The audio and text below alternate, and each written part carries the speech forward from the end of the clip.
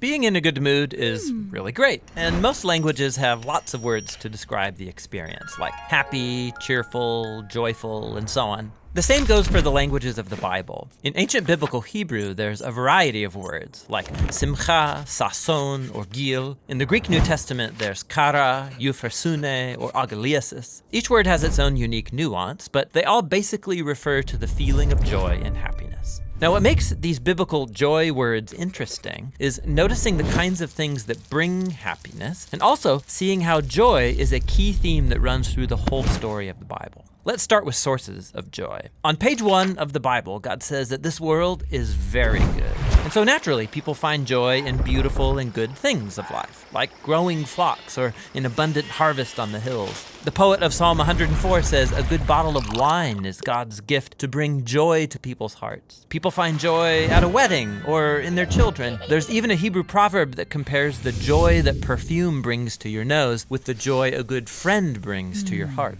However, human history isn't just a joy fest. The biblical story shows how we live in a world that's been corrupted by our own selfishness. It's marked by death and loss. And this is where biblical faith offers a unique perspective on joy. It's an attitude God's people adopt, not because of happy circumstances, but because of their hope in God's love and promise. So when the Israelites were suffering from slavery in Egypt, God raised up Moses to lead them into freedom. And the first thing the Israelites did was sing for joy. Even though they were in the middle of a desert, they were vulnerable, the promised land was still far away, they rejoiced anyway.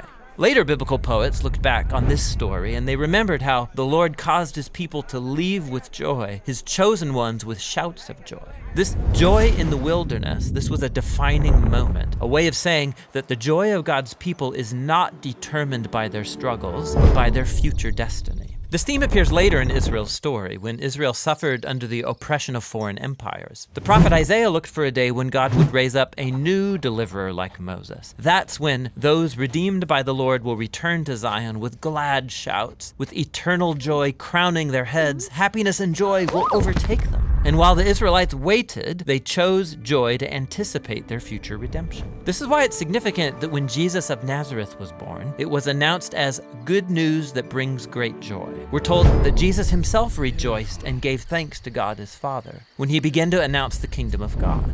He even taught his followers the same joy in the wilderness, saying, "When people reject you or persecute you for following me, rejoice, be very glad, because your reward is great in heaven."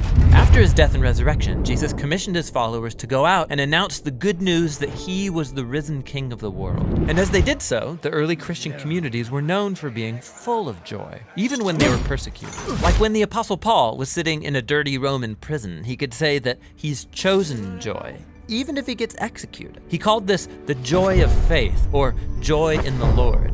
He believed it was the gift of God's Spirit, a sign that Jesus' presence is with you, inspiring hope in the midst of hardship. And when you believe that Jesus' love has overcome death itself, joy becomes reasonable in the darkest of circumstances. Now, this doesn't mean that you ignore or suppress your sorrow. That's not healthy or necessary. Paul often expressed his grief about missing loved ones or losing friends or his own freedom. He called it being full of sorrow and yet rejoicing. As he acknowledged his pain, he also made a choice to trust Jesus that his loss wouldn't be the final word. This is very different from the trite advice to turn that frown upside down. Christian joy is a profound decision of faith and hope in the power of Jesus' own life and love. And that's what biblical joy is all about.